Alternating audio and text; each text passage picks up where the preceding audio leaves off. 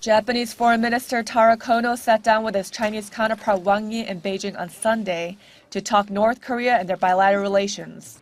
China and Japan have a long history of sparring over a series of territorial and historical disputes, but have recently been pushing to improve their ties. Japanese Prime Minister Shinzo Abe and Chinese President Xi Jinping vowed in November during a summit in Vietnam to attempt a fresh start. Chinese Foreign Minister Wang Yi acknowledged the Japanese government's strong willingness to improve bilateral ties, saying friendly relations would be in the interests of both countries. At present, Sino-Japanese relations are at a crucial stage. There is positive progress, but many disturbances and obstacles remain.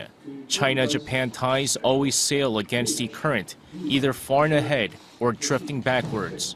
We attach importance to positive statements and remarks recently made by the Japanese side regarding relations with China. Japan's Foreign Minister Taro said China and Japan both have a major responsibility in safeguarding the stability and prosperity of Asia and the world at large, as the world's second and third largest economies. He emphasized the need to ramp up pressure on North Korea over its nuclear development, and the two diplomats confirmed their will to fully implement existing UN Security Council resolutions on North Korea. I believe it's important not only to discuss issues related to the two countries, but for Japan and China to stand side by side to deal with global issues. In particular, the North Korea issue is now an urgent issue for the whole of international society. I hope to deepen bilateral coordination on such issues also and make efforts towards the resolution of such issues. China and Japan also agreed to push for a trilateral summit with South Korea as soon as possible and to foster the proper environment for three-way talks. Japanese Foreign Minister Taro Kono expressed hopes for improved relations with China during talks with his Chinese counterpart Wang Yi in Beijing on Sunday. Wang said China values Japan's positive signal on improving relations. He said Japan should keep up the momentum and avoid falling back and turn words into action for normal and healthy relations. It is Kono's first visit to China as foreign minister and the first by any Japanese foreign minister since 2016. And both have expressed hopes for improved Sino-Japanese ties, especially since 2018 marks the 40th anniversary of the Peace and Friendship Treaty signed between the two. And Kono also met with Chinese State Councilor Yang Jiechi and Foreign Minister Wang Yi. Relations with China have remained at a low ebb in the past few years, with Prime Minister Shinzo Abe in office. But in his first policy speech to both houses of parliament after being re-elected, Abe said he wanted Japan to deepen its cooperation with China. Days before that, Abe met President Xi Jinping in Da Nang, Vietnam on the sidelines of the APEC meeting. Xi urged more practical actions from Japan to improve ties. Abe said Japan hoped to increase high-level exchanges and boost trade and cooperation under the Belt and Road Initiative. At a New Year event co-hosted by Japan-based Jiji Press, Abe said in his speech that he wanted to make 2018 a year of a major improvement in China-Japan relations. And just about a week ago, Abe said in his annual policy speech that Japan will steadily improve friendship with China from a comprehensive standpoint. He noted this year will mark the 40th anniversary of the Treaty of Peace and Friendship between the two nations. He said cooperation will be boosted in economy, culture, tourism, among other areas.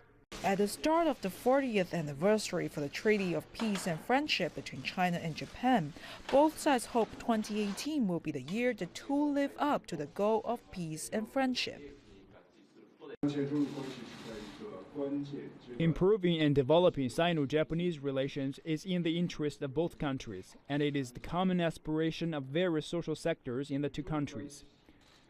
Now, Sino-Japanese relations are at a crucial stage. There is positive progress as well as interference and obstacles. Historically, Sino-Japanese relations have been like sailing against the current. You either forge ahead or drift downstream.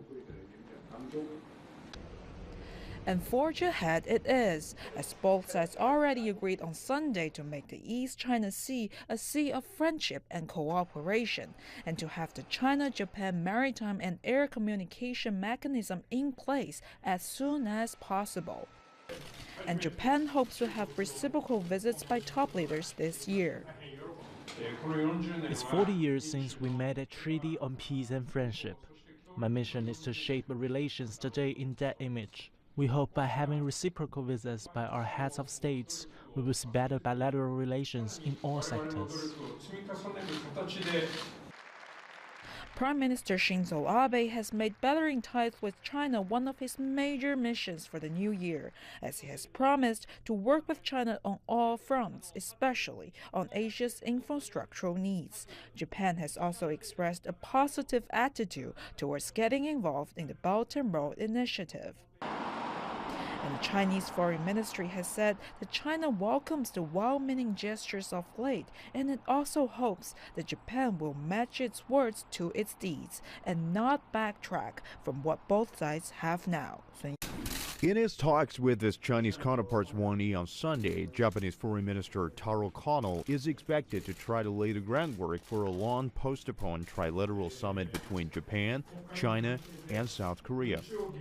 And as this year is the 40th anniversary of the conclusion of the Treaty of Peace and Friendship between Japan and China, subsequent reciprocal visits by Prime Minister Shinzo Abe and Chinese President Xi Jinping will also be on the agenda. Since Abe retook office as Prime Minister 5 years ago, reciprocal visits between Beijing and Tokyo have seen long delays. Of course, both Xi and Abe met several times on international occasions. This includes at recent APEC meetings at the 2016 G20 summit, but it's still too early to call those meetings turning points in the strained ties. Territorial disputes dog the relationship. These are centered on the Diaoyu Islands, a string of uninhabited islands and rocks in the East China Sea. History is also a live issue between Japan and China. In 2014, China set up a national memorial day for the Nanjing Massacre. The day commemorates Chinese sacrifices and losses during the Japanese War of Aggression during World War II. But Abe provoked China's ire when he visited the Yasukuni Shrine in Tokyo, where both war dead and Class A war criminals are honored. And while Tokyo has not revised the 1993 apology to the comfort women, known as the Kono Statement, nationalist politicans in Japan have been urging Prime Minister Shinzo Abe to water down the apology. By the way, the initial statement was made by Yohei Kono, father of the visiting foreign minister. Kono has also plans to talk with Won about DPRK in response to Pyongyang's nuclear and ballistic missile tests. This trip will be Kono's first to China as foreign minister, and the first by any Japanese foreign minister since its predecessor Fumio Kishida visited in April 2016. What occurred from our correspondent in Beijing. What do we know? We know that they met for 3 hours. We know that there was a wide range of topics discussed, some of them extremely sensitive, some of them a little more straightforward. The biggest detail was on the reciprocal visits, which we understand, as we've heard, there to be a trilateral meeting, which would involve also South Korea. That potentially would be followed by a visit by Abe to Beijing. And then the culmination of those two meetings would be a visit by Mr. Xi to Tokyo. But that's a couple more moves down the chessboard. We know they also talked about some other issues beyond what we heard about the South China Sea. For example, we understand that in order for those last two visits that I talked about to really come into play, there's going to have to be some showing of good faith or even a concession of sorts from the Japanese. And the most likely candidate for such a concession would be perhaps Japan agreeing to join the Asia Infrastructure Development Bank, the Asia Infrastructure Investment Bank. And that's kind of the high level of the details that have gotten out so far about the significance beyond just the symbolism that you talked about.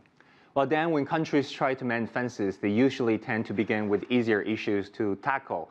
But it looks like China and Japan have a whole lot of differences, ranging from security to geopolitical issues, as U.S.-Japan alliance looks stronger than ever, to domestic politics. There's nationalism on both sides. So where can they start to get this relationship back on track?